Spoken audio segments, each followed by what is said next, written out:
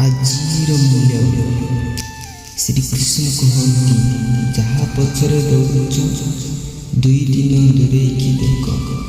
କଥା ହେବାର ତ ଦୂରର କଥା, ସେ ତୁମକୁ ମନ ମଧ୍ୟ ପକାଇବ ନାହିଁ। ରାଧେ ରାଧେ। କର୍ମର ଜବାବ ଜୀବନରେ ମନେ ରଖନ୍ତୁ।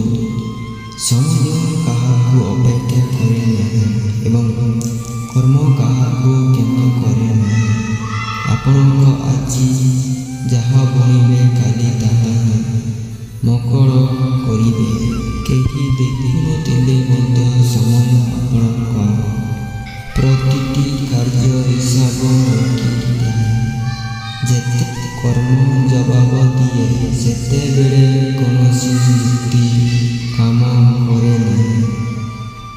ତେଣୁ ସବୁବେଳେ ସତ୍କର୍ମ କରନ୍ତୁ, ନିଜ ଉପରେ ବିଶ୍ୱାସ ରଖନ୍ତୁ ଏବଂ ଧୈର୍ଯ୍ୟ ଧରନ୍ତୁ।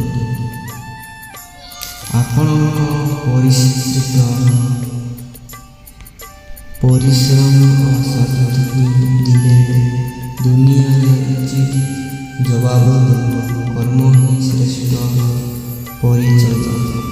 ଜୟ ଜୟ।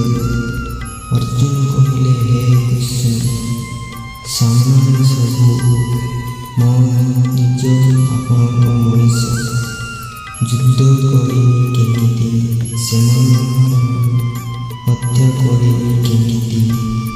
କୃଷ୍ଣ କହିଲେ, ହେ ପ୍ରାତ ଅର୍ଜୁନ, ଆଚ୍ଛା, ଯଦି ସେମାନେ ନିଜ ଆପଣଙ୍କ ମନୁଷ୍ୟ, ତାହେଲେ ସେମାନେ ତୁମ ସାମ୍ନାରେ କାହିଁକି?